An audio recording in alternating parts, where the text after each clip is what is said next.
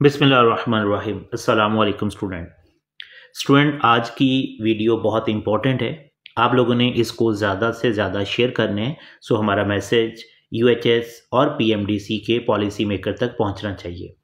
आज जिन टॉपिक पर मैं बात करूंगा, एमडी कैट 2025 का मेरिट, बीडीएस 2024, क्या एमबीबीएस 2025 में एडमिशन ले सकती हैं स्टूडेंट? क्या प्राइवेट एमबीबीएस 2024 के स्टूडेंट क्या पब्लिक इस साल एमबीबीएस में एडमिशन ले सकती हैं? अगर हम लास्ट ईयर के कुछ परसेंटेज का नंबर ऑफ स्टूडेंट का कंपैरिजन करें तो इस साल 170 से 180 95% में 817 स्टूडेंट थे, जबकि लास्ट ईयर 190 से 200 में सेम परसेंटेज में 2700 स्टूडेंट थे। और ये नंबर ऑफ स्टूडेंट थे, रीजन थे कि लास्ट ईयर का मेरिट इतना हाई क्यों था। ठीक है, सिमिलर अगर 160 से 169 हम देखें, इस साल 89 परसेंटेज के साथ 5955 स्टूडेंट है। इसका मतलब है कि 160 से 169 नंबर ऑफ स्टूडेंट है, बहुत ज़्यादा स्टूडेंट है। ठीक है, बट लास्ट ईयर 180 से 189 90% में भी बहुत ज़्यादा स्टूडेंट थे, 800 प्लस में थे। अब हम पहले इन दोनों नंबर ऑफ स्टूडेंट को कंपेयर करते हैं तो यहाँ पर एक बिग डिफरेंस है।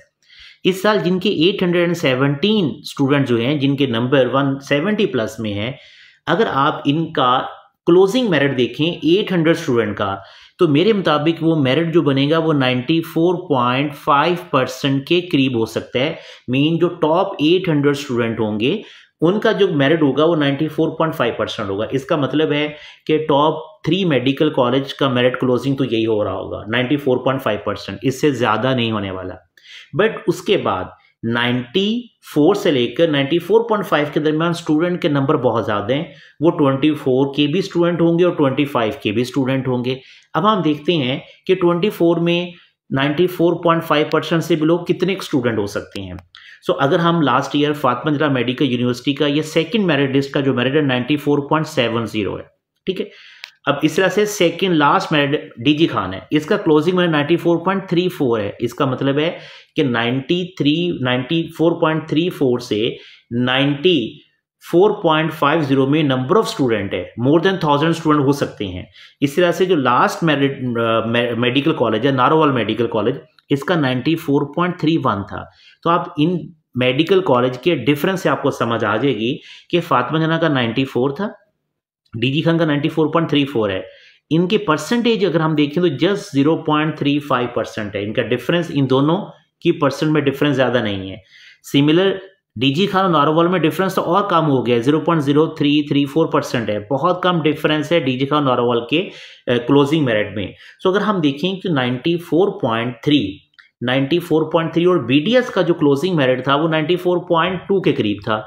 तो 94.2 अगर हम लास्ट ईयर के 94.2% से और इस साल 94.5% के बिटवीन देखेंगे तो हमें लास्ट ईयर के स्टूडेंट भी मिलेंगे जो कि जिनके नंबर बहुत ज़्यादा हैं, मोर देन 1500 या 2000 के करीब स्टूडेंट होंगे, और इस साल के स्टूडेंट भी हैं।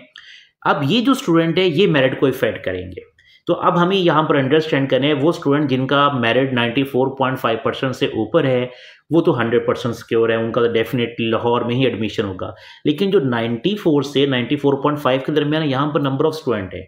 अब जो मैंने अभी पीछे कहा था कि क्या स्टूडेंट बीडीएस के 94.2 पर हैं और अगर इस साल वो अप्लाई करते हैं तो डेफिनेटली उनका एमबीबीएस में चांसेस मैक्सिमम है, उनका एडमिशन हो सकता है एमबीबीएस के अंदर। क्या ये पॉसिबल है? इज इट पॉसिबल कि बीडीएस 24 के स्टूडेंट एमबीबीएस 2025 में एडमिशन ले सकते हैं? अगर ऐसा स्टूडेंट अप्लाई करते हैं, जो कि 200 स्टूडेंट्स हैं बीडीएस के, ठीक है, अब 200 में से अगर 100 या 150 स्टूडेंट भी अप्लाई करते हैं तो डेफिनेटली फर्स्ट ईयर एमबीबीएस की क्लासेस जो हैं उन पे तो इफेक्ट होगा।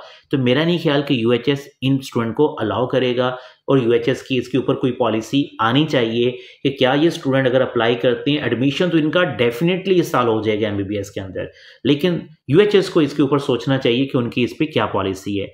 इसी तरह से जो एमबीबीएस में रहीमगिया खान, डीजी खान, जो लास्ट मेडिकल कॉलेजेस में नारोवाल में स्टूडेंट बैठे हुए हैं, अगर इस बार दोबारा अप्लाई करते हैं वो 24 के रिजल्ट के साथ ही, तो वो उनका एडमिशन के चांसेस लाहौर में हो सकते हैं, क्योंकि फर्स्ट 3 मेडिकल कॉलेज तो 800 स्टूडेंट ने ले लिए। अब उसके बाद ये स्टूडेंट का मेरिट आ रहा है, तो डेफिनेटली जो उसके बाद लाहौर के मेडिकल कॉलेज या उससे अच्छे मेडिकल कॉलेज जो हैं, जो टॉप रैंकिंग में टॉप 5 या 6 में हैं, उनमें भी ये स्टूडेंट मूव कर सकते हैं।